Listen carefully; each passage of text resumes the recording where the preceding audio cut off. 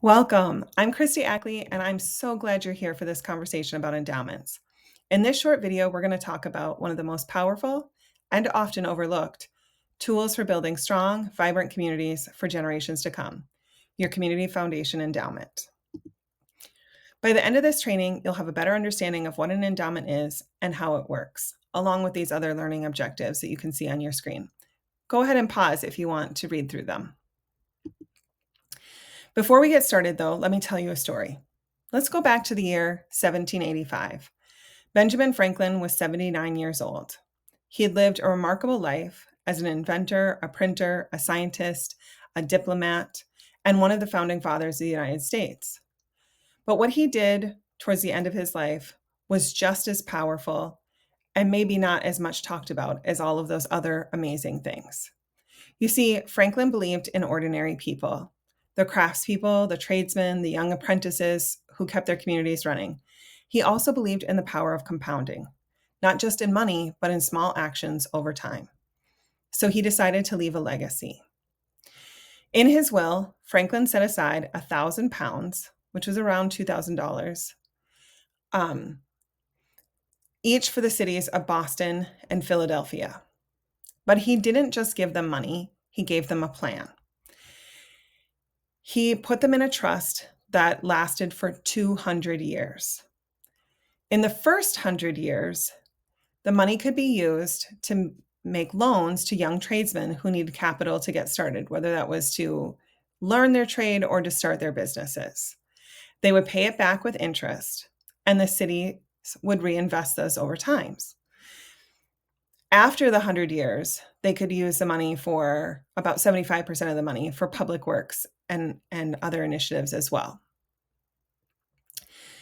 So he projected that after 100 years, that fund would be worth about $500,000.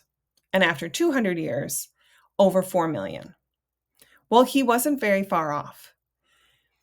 After 2 centuries, Franklin's original gift had grown to just over $6.5 million, even after decades, hundreds of years, of funding scholarships, community programs, and apprenticeships. What started as a modest gift became a forever fund, one that's still supporting hardworking people today through the Franklin Institute and the Franklin Cummings Tech. You see, he didn't just give a gift, he started a movement. Now imagine this. What might your community look like in 100 years if someone in your town made a gift like that today? What would it mean for students who needed scholarships? For kids who needed access to music or meals or mentors? For the long-term vitality of your main street, your library, or your park? That is what endowments can do. We're not here to make a quick splash. We're here to plant seeds that will bear fruit year after year, long after we're gone. At its core, an endowment is a fund where the principal is invested and the earnings support a cause forever. Let's break that down just a little bit. So the principal, that's the original gift. It is protected and never spent. The earnings are used to support your work year after year.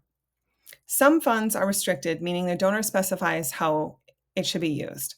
Others are unrestricted, giving your board the flexibility to meet changing community needs. The best metaphor I've ever heard about endowments is it's like planting an apple tree that you never cut down. You just pick the fruit year after year. So why should community foundations, especially small ones, care about endowments? Because they provide sustainability. You're not starting from zero every year. They provide stability.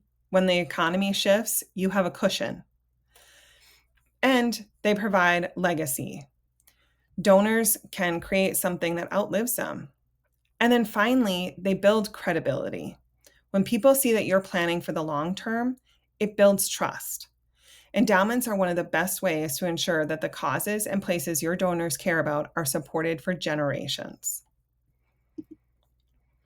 So let's tackle some of the most common myths about endowments. So someone might say, you have to be a millionaire to start one. Well, that's not true. We just heard the story of Ben Franklin, who started it with £1,000, or like I said, about $2,000.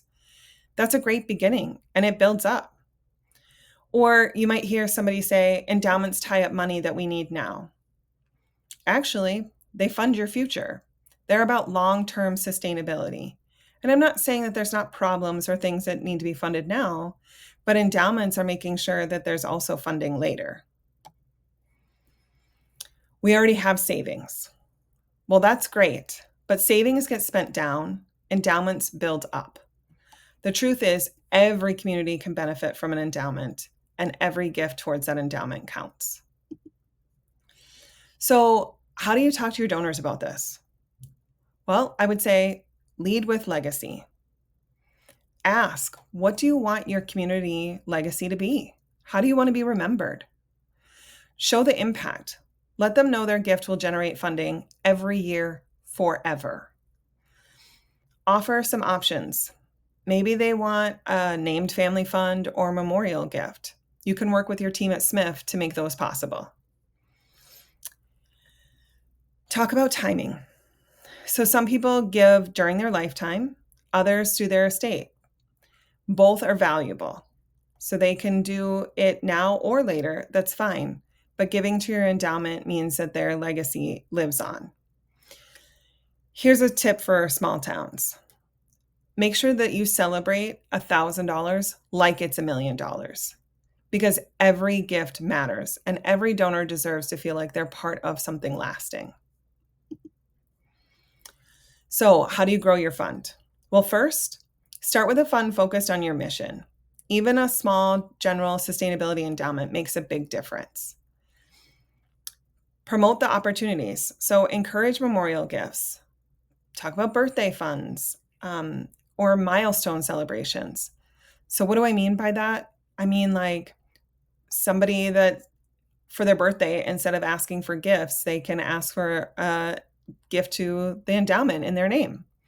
Or when they've got a big milestone celebrating, like they're celebrating, their 50th wedding or the sale of a new business or, of a business that they've been running, something like that. Obviously, you want to partner with SMIF for investment and back office help. You don't have to manage the investments or the administration alone. They take care of all of that for you. And they have a long history and credibility that makes your donors feel even safer, which is great. And then celebrate and share. When your endowment grows or grants are made, tell the story. Show people what their legacy looks like in action. Let's return to Ben Franklin. A small act of generosity planted centuries ago is still bearing fruit through the Franklin Institute and the Franklin Cummings Tech. Growing your community foundation's endowment can be part of your legacy story too. So how can you start today? Well, have conversations with your current donors, continue to educate yourself and your board about legacy giving, and celebrate every gift that helps your endowment grow, because a small act today can truly become something remarkable.